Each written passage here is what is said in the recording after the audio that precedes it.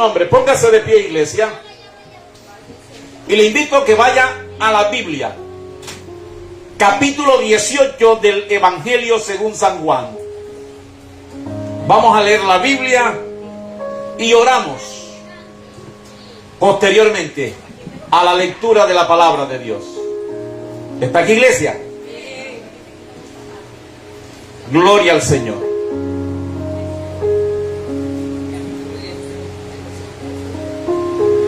Cuando tengan el texto me avisan, diciéndome amén. Gloria a Dios. Habiendo dicho Jesús estas cosas, salió con sus discípulos al otro lado del torrente de Cedrón, donde había un huerto en el cual entró con sus discípulos. Y también Judas, el que le entregaba, conocía aquel lugar porque muchas veces Jesús se había reunido allí con sus discípulos. Judas, pues, tomando una compañía de soldados y alguaciles de los principales sacerdotes y de los fariseos, fue allí con linterna y antorcha y con armas. Pero Jesús, sabiendo todas las cosas que le habían de sobrevenir, se adelantó y les dijo: ¿a quién buscáis? Le respondieron: a Jesús Nazareno. Jesús le dijo: yo soy. Y estaba también con ellos Judas, el que le entregaba. Cuando les dijo: yo soy, retrocedieron y cayeron a tierra. Volvió pues a preguntarle: ¿a quién buscáis? Y ellos respondieron: a Jesús Nazareno. Respondió Jesús: os he dicho que yo soy. Pues si me buscáis a mí, dejad ir a esto, para que se cumpliese aquello que había dicho: de los que me diste, no perdí ninguno.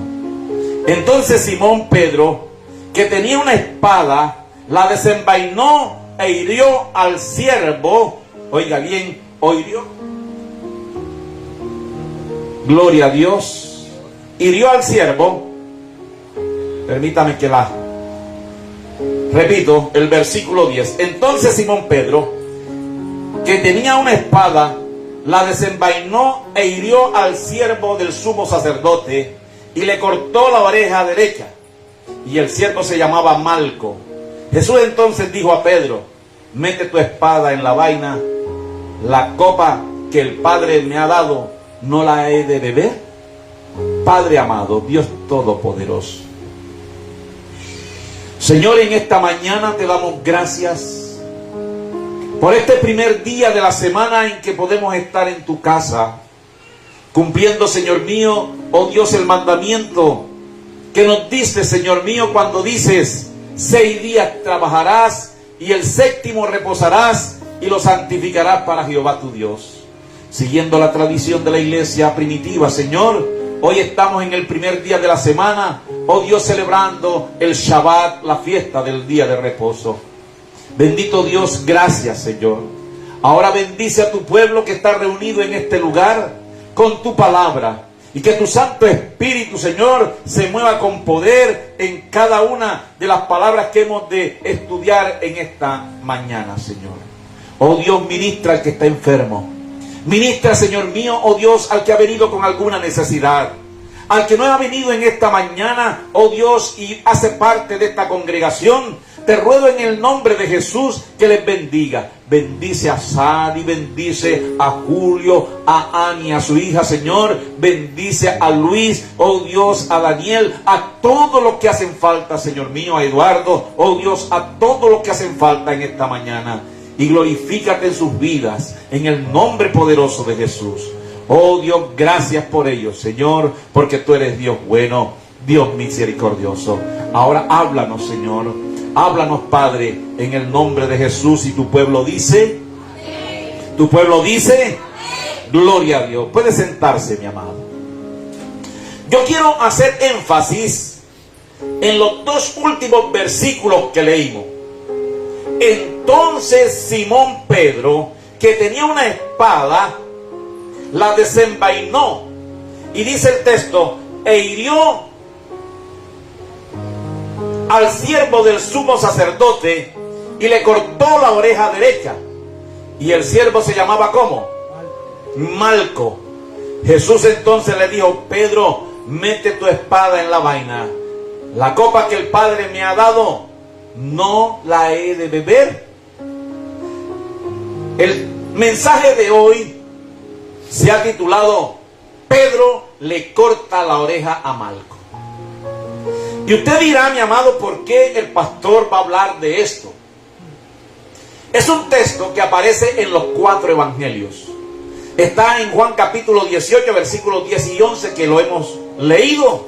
Usted lo puede encontrar en Mateo capítulo 26, versículos 51 y 54. También lo puede encontrar en Lucas capítulo 22, versículos 50 y 51. Como también lo puede encontrar en el Evangelio según San Marcos capítulo 14, versículo 47. ¿Por qué le digo entonces esto? Está en los 4 evangelios. Y si está en los 4 evangelios es porque Dios quiere que aprendamos algo de Él. Y en esta mañana yo quiero ir contextualizando este pasaje que hemos leído. En primer lugar, miremos el contexto histórico-cultural que rodea este pasaje.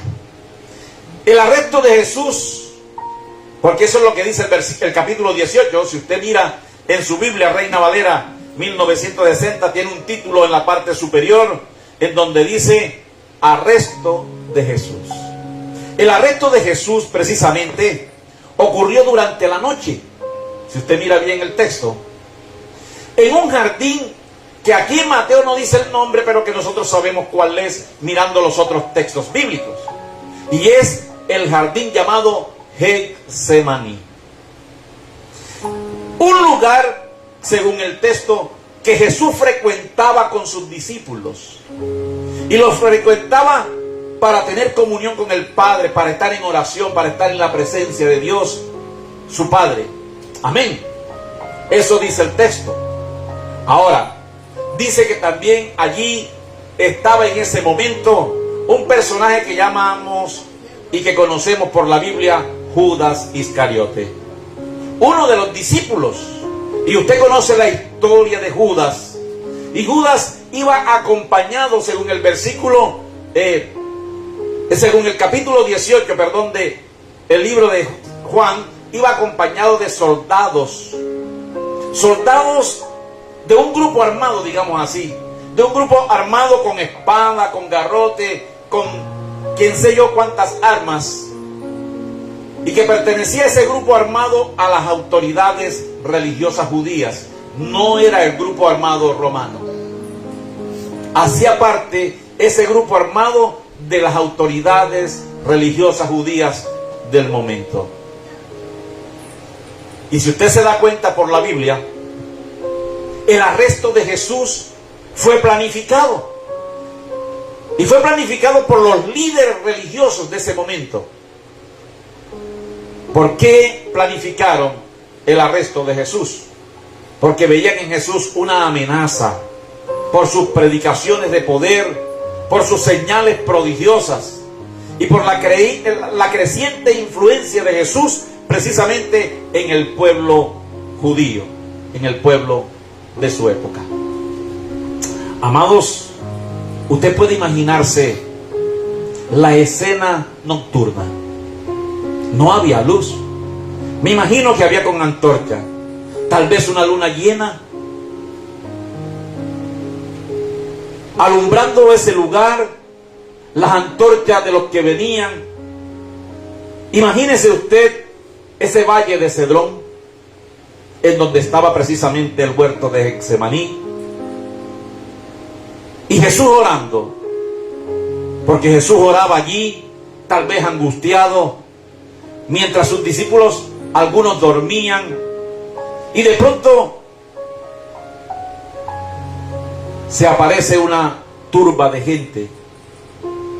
Judas se acerca y con un beso, dicen los textos bíblicos, para mostrar quién era Jesús, en un acto de traición al maestro, dice la Biblia, escúcheme bien, que le entrega y queda en pie entonces la detención de Jesús de manera violenta. ¿Puede usted imaginarse a los soldados con antorchas, con armas, llegando abruptamente al jardín de Getsemaní, al huerto de Getsemaní, enfrentándose a Jesús, y Jesús diciendo yo soy, y fue tanto el poder de Dios que salió en esa expresión que ellos retrocedieron, y dice el texto que cayeron aquellos soldados. Amados, allí estaba participando, según la Biblia, el Sanedrín, los líderes religiosos de ese momento. Y rápidamente dice la Biblia que ellos organizaron un juicio bastante amañado, un juicio, escúcheme bien, ilegal, un juicio hasta con testigos falsos, y lo hicieron para condenar a Jesús. Y en los textos que hemos visto y que hemos leído, usted puede conmigo destacar que en el momento del arresto de Jesús, escuche bien, en el momento del arresto de Jesús, los discípulos, los que estaban allí con él, la Biblia dice que huyeron. Y huyeron por miedo. Lo que hace algo relevante. ¿Por qué? Porque muestra precisamente esa fidelidad imperfecta del ser humano. Aquellos que, como Pedro, que decía yo nunca, ¿cuándo? Vemos cómo falló después. Por eso, en primer lugar, vaya conmigo al versículo 11. Amén. Versículo 11 del capítulo 18 de Juan. Jesús entonces le dijo a Pedro: mete tu espada en la vaina. La copa que el Padre me ha dado, ¿no la he de beber? Jesús, precisamente, está frente a una traición y frente a su arresto.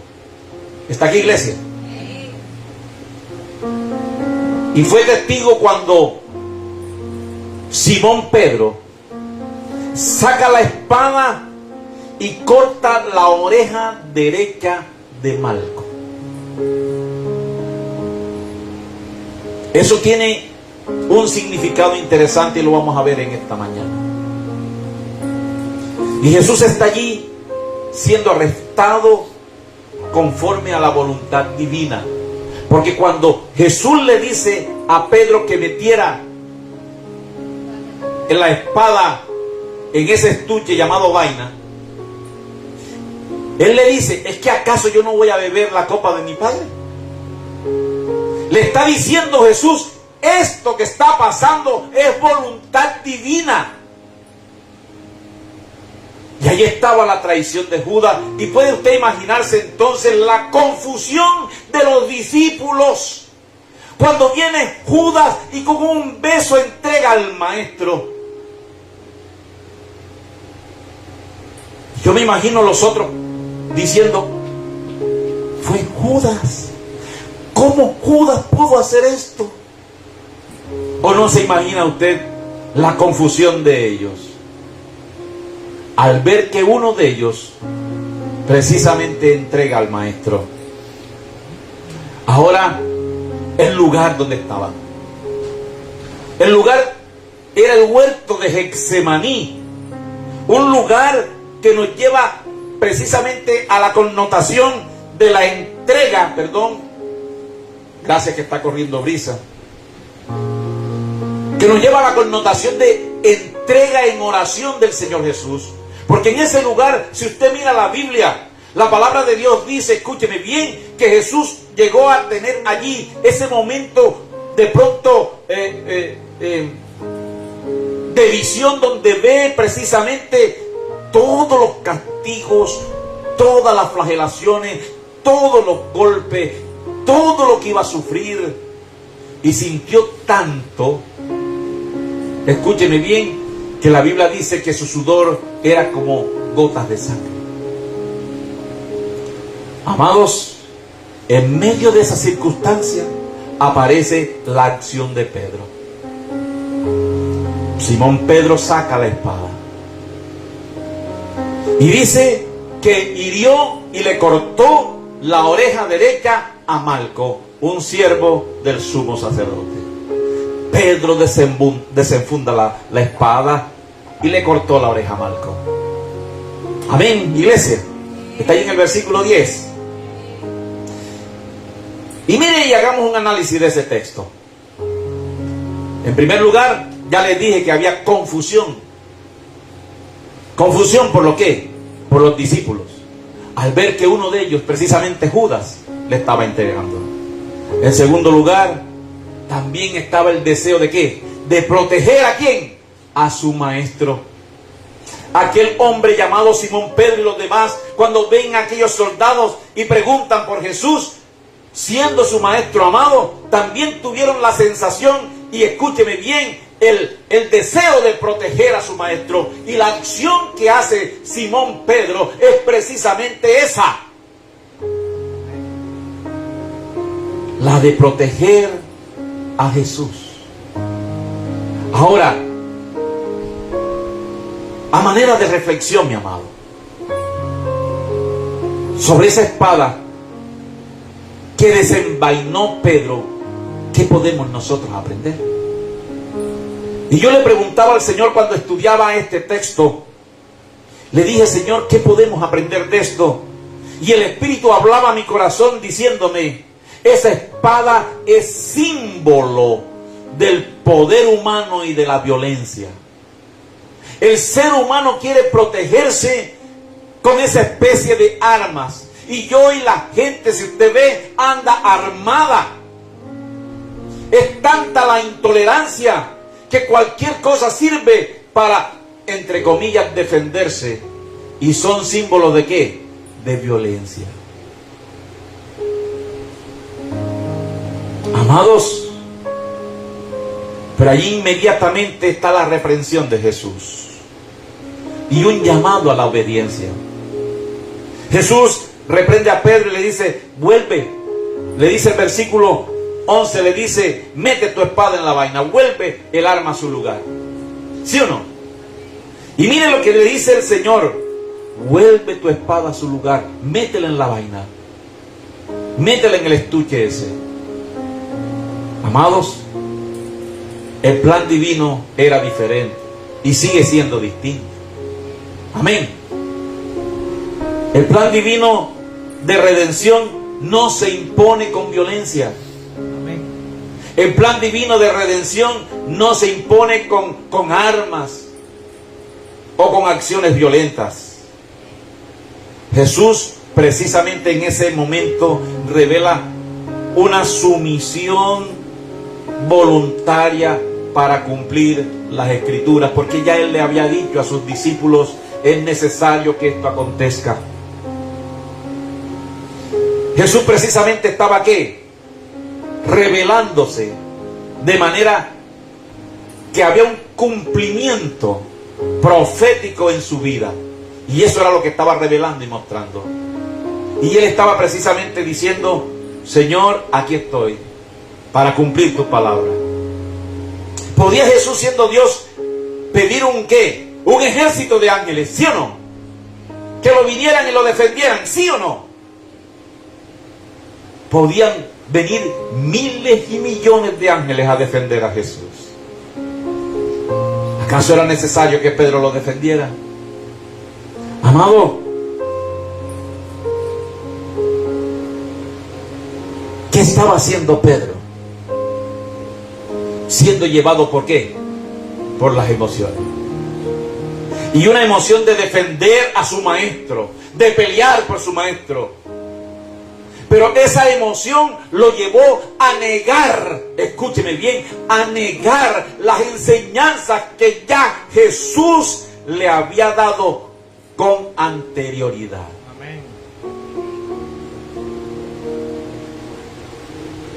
Iglesia, pero la cosa no para allí, ¿verdad? El texto que leímos más adelante, podemos ver la misericordia y el poder sanador de Jesús. Porque dice en Lucas capítulo 22, versículos 50 y 51, que usted lo puede buscar, que es el mismo pasaje que estamos leyendo. Usted va a encontrar que Jesús sana la oreja de Malco. Después que Simón Pedro le corta la oreja derecha, viene Jesús y le pone la mano allí en la oreja y esa oreja es sana. Precisamente, ¿qué nos enseña Jesús? Que a pesar de la traición de Judas, que aquellos que habían venido con garrote, con espada, con armas, también lo vieron en un momento predicar la palabra de Dios en el templo y sabían que no era una persona violenta. Allí Jesús, escúcheme bien, está mostrando el amor, está mostrando precisamente esa restauración que incluso hacía con aquellos que le estaban arrestando.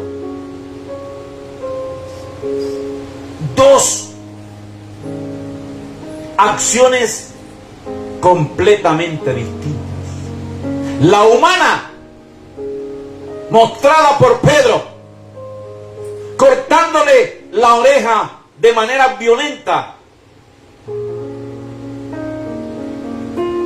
al soldado o al empleado del sumo sacerdote, y la acción misericordiosa de amor y de restauración de nuestro Señor Jesucristo. Iglesia, hay un contraste allí, un contraste entre la violencia humana y la gracia divina. El hombre en este tiempo, por los problemas, por las angustias, por tantas cosas, está en violencia. A veces nuestras casas, nuestros hogares no escapan de esa violencia. A veces esa violencia llega a la relación del esposo con la esposa, a la relación del esposo con los hijos o de la madre con los hijos. Y ya hay violencia en la familia. Y si la familia es el núcleo de la sociedad, también esa violencia se transmite al resto. Hoy vemos hogares disfuncionales donde precisamente el hijo no vive con el papá ni la mamá, sino con un tío, con un abuelo.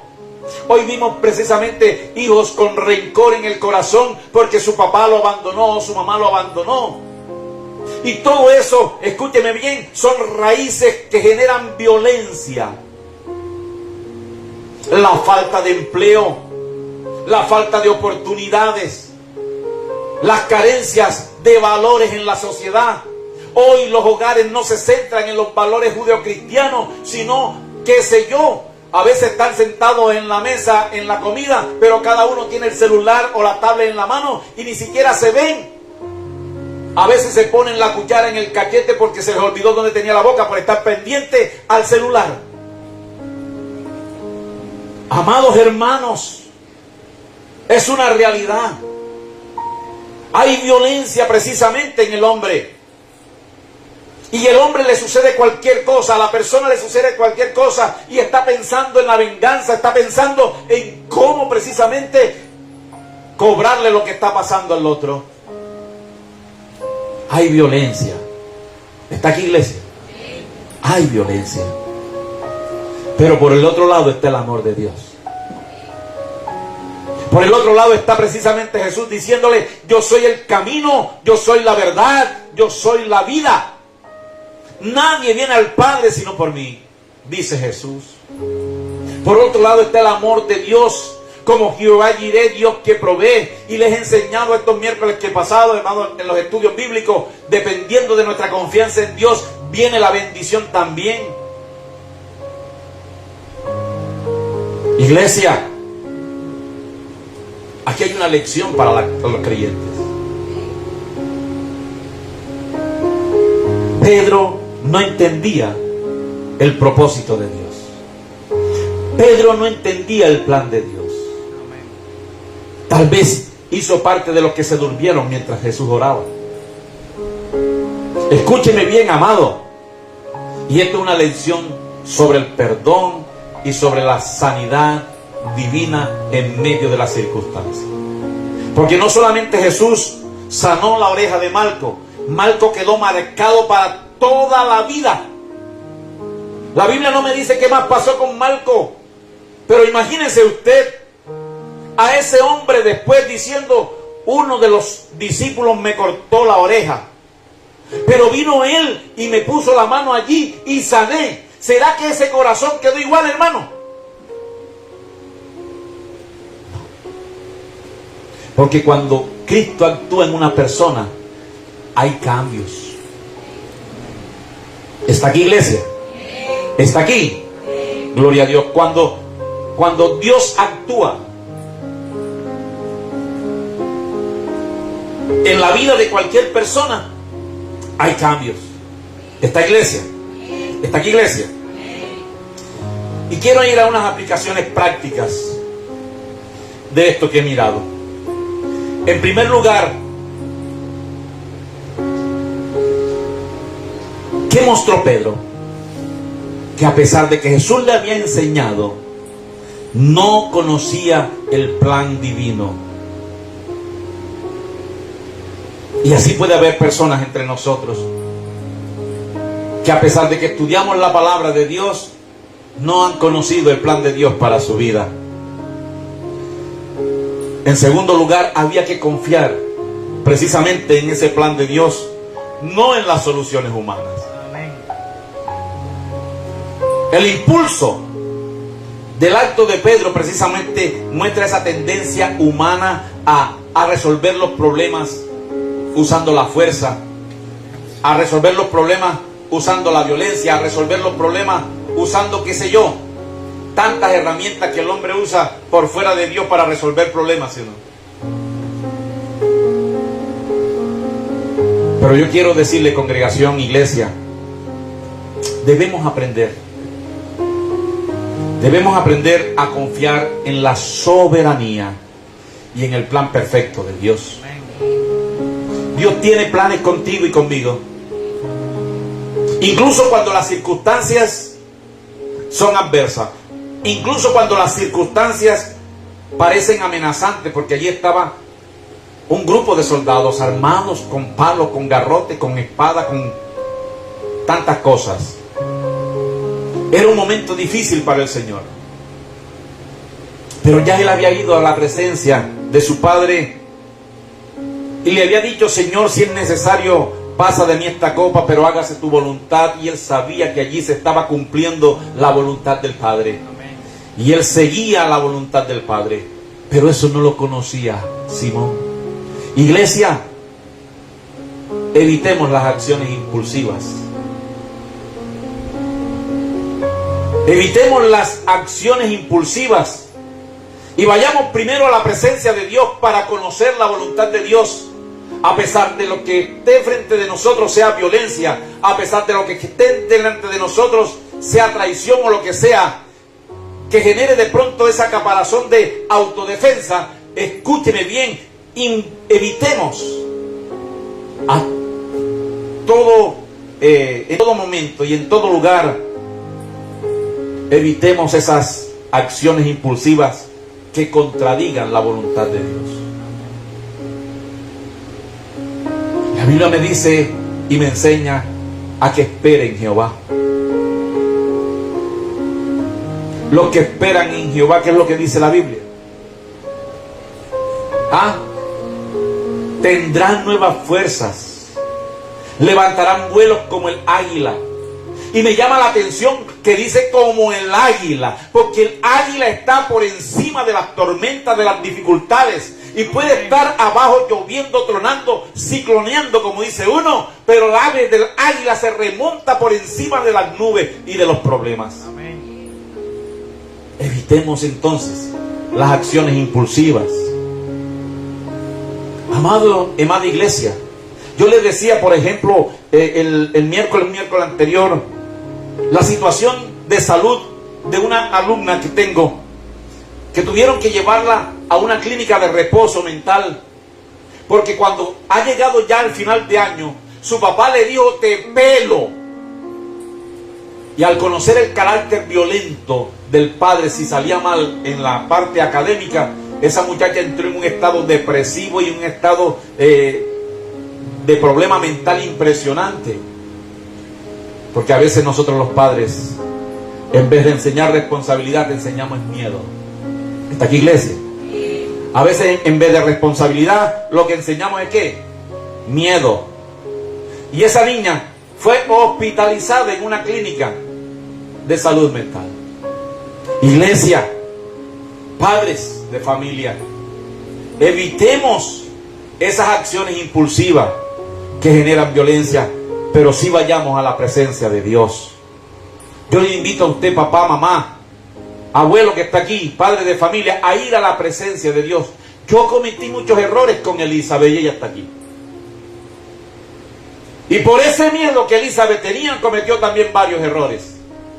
Y doy gracias a Dios que hoy precisamente el Señor ha conducido esos errores para bien. Porque a los que aman a Dios todas las cosas le ayudan a bien. Pero nosotros tenemos que tener cuidado, amado. Y no tener esa acción de Pedro, que es una acción emocional sin mirar el plan de Dios para su vida. Iglesia, practiquemos la obediencia aún en la adversidad. Era un momento de adversidad, era un momento de problema. Jesús enseña que el camino precisamente al reino no es la resistencia violenta, sino la entrega a Dios y la obediencia a Él y a su palabra. Amén. Nosotros los creyentes debemos tener una obediencia constante a Dios, especialmente en momentos como esos tensionantes, en momentos de prueba, en momentos, escúcheme bien, de dificultad, recordando que la victoria final viene de parte de Dios. ¿Está aquí, iglesia? ¿Acaso Jesús no podía pedir una legión de ángeles y venir esos ángeles en su defensa? Que necesitaba que Pedro sacara la espada y desenvainara la espada e hiriera a Malco. Iglesia, Jesús aún en esos momentos enseñaba obediencia y quiere que usted y yo aprendamos obediencia. Sujeción a la palabra, sujeción al Padre, sujeción a lo que dice la Biblia. Ahora, en tercer lugar, mire usted allí lo que pasó. Jesús, a pesar de el acto violento de Pedro, sana la oreja de Malco, repito, mostrando amor, mostrando misericordia hacia todos, incluso hacia sus propios enemigos, porque ese a quien Pedro le cortó la oreja venía precisamente en ese grupo armado para arrestar a Jesús. Y la sanidad de la oreja de Malco simboliza el amor y la misericordia que Cristo, precisamente Jesús, tiene por nosotros y que quiere que nosotros entendamos, incluso en aquellos momentos en que nos hacen daño, que tenemos que darle a los demás. Amén. ¿Está aquí, iglesia? Amén. Pedro le corta la oreja a Malco.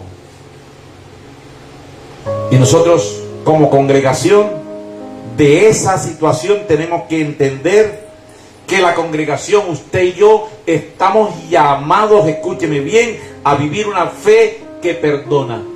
¿Está aquí, iglesia? Una fe que perdona, una fe que restaura, una fe que busca, en vez de la confrontación, la reconciliación.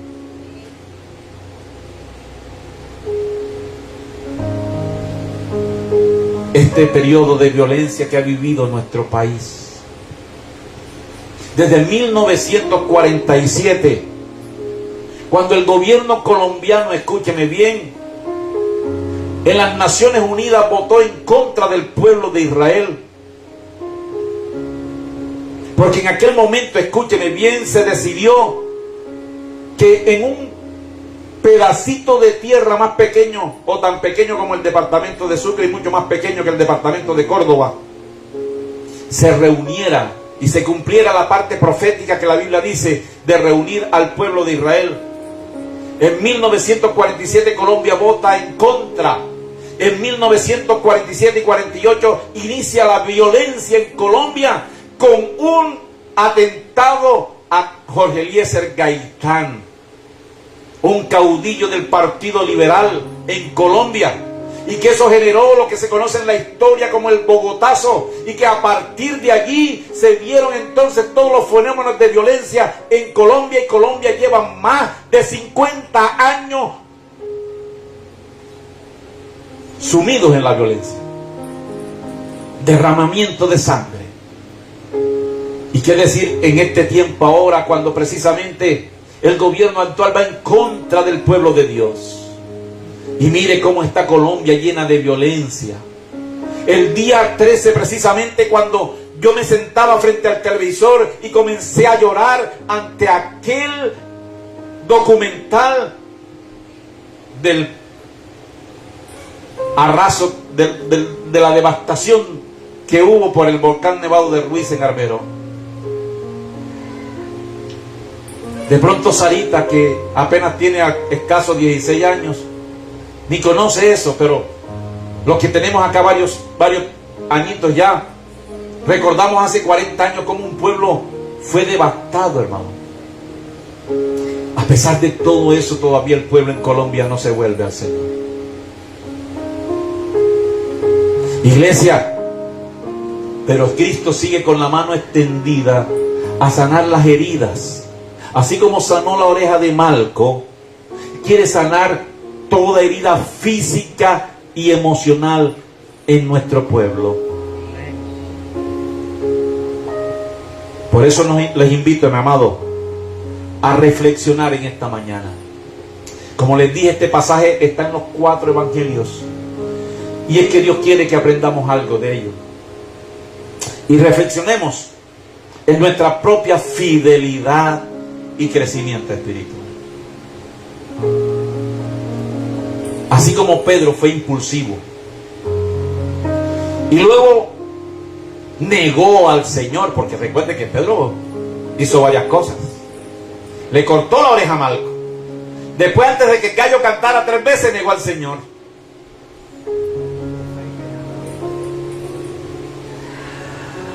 Nosotros como creyentes tenemos que reflexionar entonces sobre nuestra fidelidad y sobre nuestra disposición a crecer, escúcheme bien, a crecer en la madurez espiritual. Pedro, a pesar de que estaba con el Maestro, a que vivió todo ese tiempo con el Señor, a que estuvo con el Señor, a que escuchó las enseñanzas del Señor, todavía no tenía la madurez espiritual que se requería. Y así podemos haber varios aquí en la iglesia, que a pesar de los años de estar en la iglesia, todavía no tenemos la madurez que Dios quiere y desea que tengamos. Y tenemos que reflexionar sobre nuestra fidelidad a Dios, iglesia. Aquí le he dicho a los más antiguos que están aquí conmigo, le he dicho: yo estaré aquí en los servicios que Dios ha establecido, así sea con uno.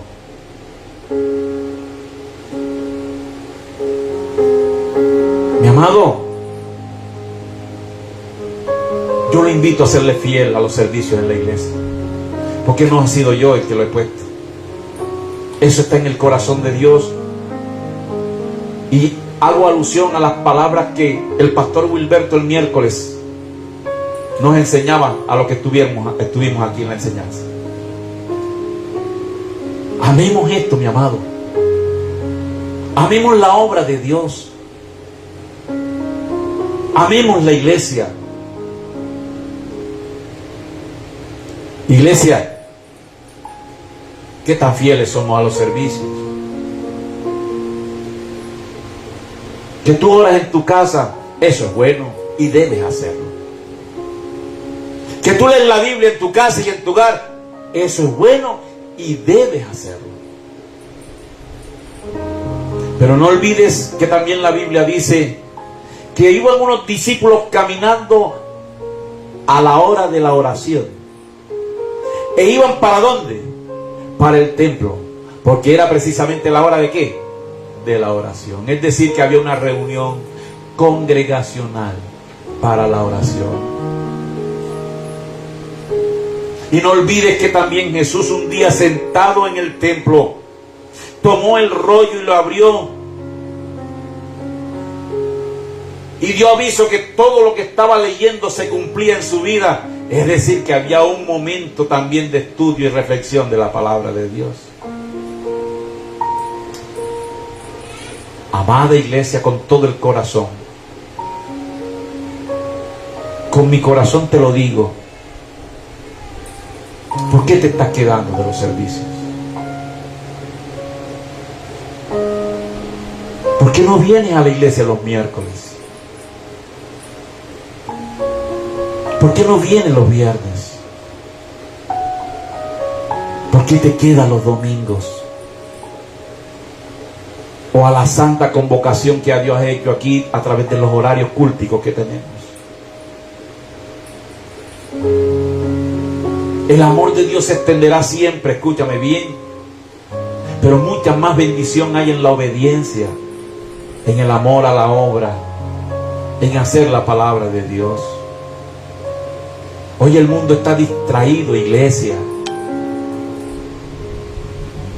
Aunque transmitimos por redes sociales, no es la red social la que debe reemplazar la venida a la iglesia. ¿Estás aquí, iglesia? No son los mensajes de 5 segundos, 15 segundos, 20 segundos de TikTok los que te van a edificar.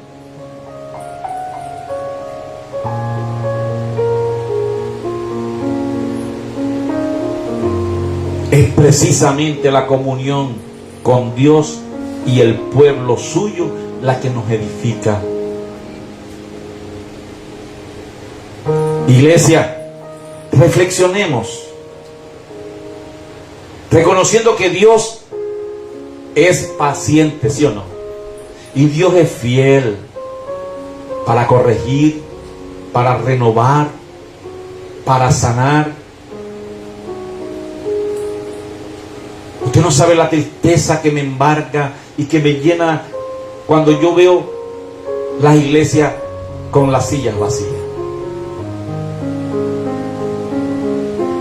Sí, tal vez hay que trabajar. Yo entiendo eso. A mí me toca a veces en tiempos de elecciones, el próximo año, por lo general siempre me cogen, no han pelado un año en que no me cojan a mí como jurado de votación en las elecciones y me toca trabajar un domingo. Pero no puede ser costumbre el trabajo los domingos. No puede ser costumbre. Porque no es bendición. Iglesia, se lo digo con todo corazón, para mí es un gozo salir de mi casa y venir para acá, para la iglesia. Y lo hago con alegría, lo hago con gozo. Y no vivo aquí a la vuelta de la esquina. Pero tú vives aquí.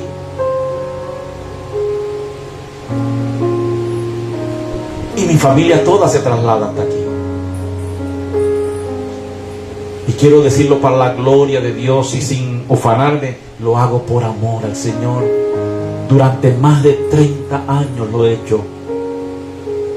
Y lo seguiré haciendo hasta que Dios tenga en mí hálito de vida. Iglesia, reflexiona en esta mañana. Te lo digo con el corazón. No te conviertas en cristiano dominguero. No pienses que vas a solucionar los problemas usando tus propias herramientas como quiso hacerlo Pedro. Es precisamente con el poder de Dios que se resuelven los problemas. Evita la violencia como medio para defender la fe. Este pasaje precisamente que leímos está advirtiendo que la violencia no es el camino para defender la verdad en Cristo Jesús. Tú no tienes que pelear con nadie por la fe. Aún la Biblia me enseña que yo no tengo que discutir sobre palabra. Porque por ahí pasan unos los domingos que sí, ellos sí le gastan tiempo ahí casa por casa con un maletencito vendiendo una atalaya, ¿no? Y que llevan a la persona a confrontar la palabra. Ni siquiera eso el Señor nos llama a hacer. Para no controvertir sobre la palabra. La palabra no se controvierte, la palabra se obedece. Amados,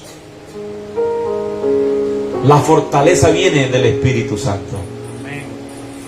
La fortaleza viene del testimonio amoroso de Dios. La fortaleza no viene de la fuerza física. Es Dios nuestra fortaleza. Amén. Lo que le hemos dicho, tú eres mi castillo, tú eres mi Señor, tú eres mi Dios, tú eres mi fortaleza. Dice el Salmo 91, caerán 1000 a tu diestra, 10.000 a tu derecha, a tu izquierda, mas a ti no llegará. Ninguna plaga tocará tu casa. Pero hay que habitar al abrigo del Altísimo y morar bajo la sombra del Omnipotente. Y termino en esta mañana diciéndoles 3 cosas. En primer lugar, la escena revela la tensión entre la naturaleza humana y el camino de Cristo. El texto que leímos en el capítulo 18 de Mateo me está mostrando las dos vertientes completamente contrarias. La naturaleza humana que cree que por sus fuerzas, por sus medios, por su violencia, por su poder puede resolver las cosas. Y está, escúcheme bien, el camino que Cristo ofrece, que es un camino de amor, que es un camino de obediencia, que es un camino de paz, que es un camino de bendición, que es un camino de reflexión. ¿En qué camino estamos? En segundo lugar, quiero terminar invitándote, hermano, iglesia, a ser obediente. En primer lugar, obediente a la palabra, obediente a los mandamientos del Señor, pero también, escúchame bien, obediente a lo que Él ha establecido en este lugar y en el lugar donde te congregas.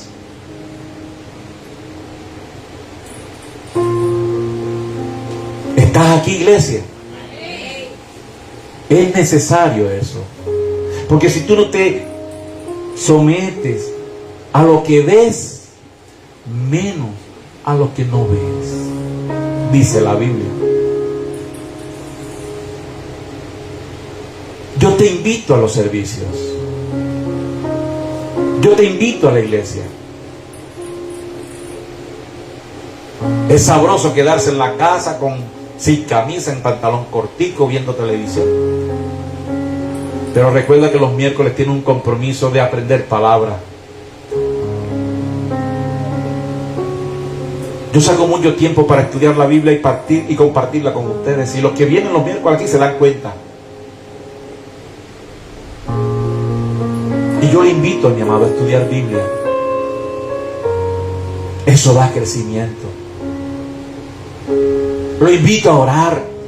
No solamente en su casa, le digo, en su tiempo devocional, sino también en el tiempo congregacional de la iglesia. Porque la Biblia dice eso precisamente. No dejaos de congregar como algunos tienen por costumbre. Es una invitación precisamente a la obediencia.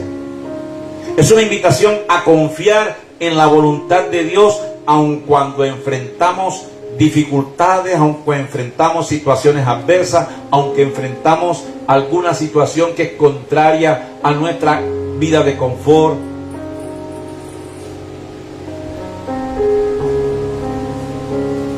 para terminar, mi amado, vamos a orar. Vamos a orar por humildad, por obediencia, por amor. Le voy a decir algo que aprendí hace 30 años atrás, con el pastor Ignacio Cotera, que fue mi primer pastor. Aquel hombre una vez me enseñó y me dijo: cuando desistes venir a un servicio de culto en la iglesia, le estás diciendo a Jesús: no me importa. No me importa lo que tú vas a hacer allí. No me importa lo que se hace allí. Eso lo aprendí hace 30 años. Y aquí está mi esposa, que puede decir si es mentira, que desde entonces, amados, si hay 4 cultos en la iglesia, hago todo lo posible por siempre ir a los servicios.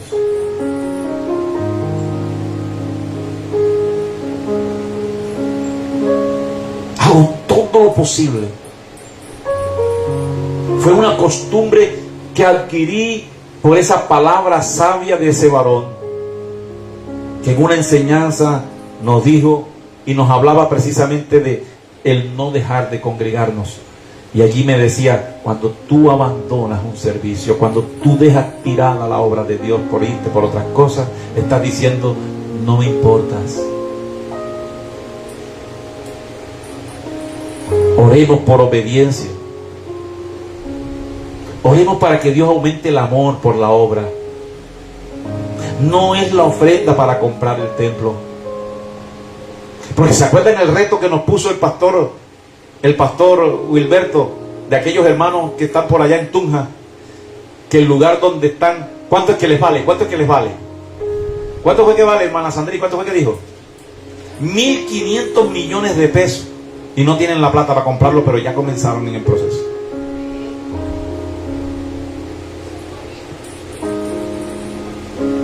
Dios bendice, mi amado, la obediencia. Y va a abrir puertas cuando usted y yo nos enamoremos de esto. ¿Estás aquí, iglesia? No es con nuestra fuerza, es con el poder del Espíritu.